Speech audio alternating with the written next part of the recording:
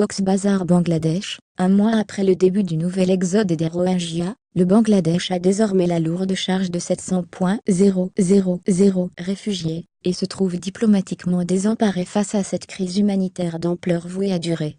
La communauté internationale a salué la décision de Dhaka d'ouvrir ses frontières à la marée humaine de cette minorité musulmane persécutée dans l'ouest de la Birmanie.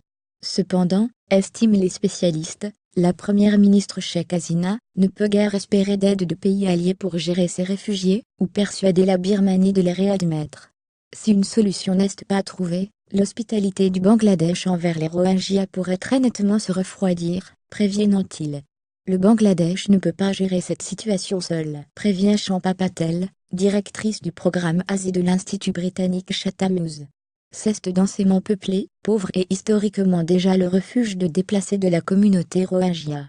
Si le pays est actuellement avenant, cela pourrait changer, si la situation se prolonge sans issue en vue, explique-t-elle. Près de 430,000 réfugiés, principalement des musulmans Rohingyas, ont fui la Birmanie depuis le 25 août, pour échapper à une campagne de répression de l'armée consécutive à des attaques de la rébellion Rohingya. L'ONU considère que l'armée birmane et les milices bouddhistes mènent une épuration ethnique. Ces arrivées sont venues s'ajouter aux autres 300,000 Rohingyas, au moins qui se trouvaient déjà dans des camps au Bangladesh, legs de vagues de violence précédentes. Nourriture, eau, médicaments, tout manque dans le sud du Bangladesh. Les chemins autour des camps sont parsemés d'excréments humains, faisant craindre l'apparition d'épidémies et une catastrophe sanitaire. La cause des Rohingyas a trouvé un écho favorable dans la société du Bangladesh, pays de 160 millions d'habitants à majorité musulmane. Des cohortes de camions chargés d'aide humanitaire provenant de dons ou d'organisations internationales défilent quotidiennement dans la région de Cox's Bazar. Mais il ne suffit pas à satisfaire l'océan de besoins. À l'Assemblée générale des Nations unies la semaine dernière, Mme Hasina a appelé à l'établissement de zones de sécurité supervisées par l'ONU en Birmanie, pour permettre le retour des Rohingyas.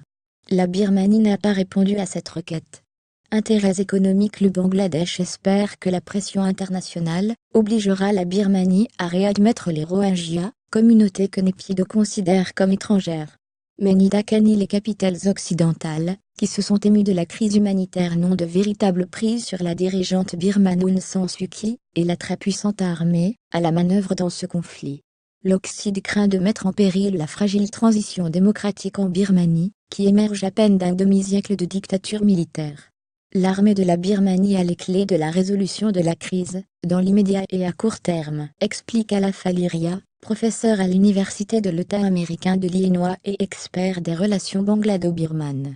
Une force politique bouddhiste nationaliste extrémiste a émergé ces dernières décennies en Birmanie, ajoute M. Ria. Par lui-même, le Bangladesh a peu d'options à sa disposition pour forcer la main de la Birmanie, analyse Zacharia Abuza, professeur au National War College de Washington.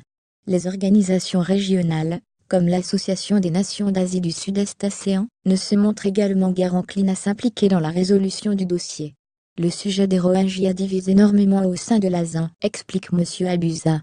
Puissance régionale, la Chine et l'Inde auraient le pouvoir de peser sur la Birmanie. Mais les deux géants gardent un œil vigilant sur leurs intérêts économiques là-bas.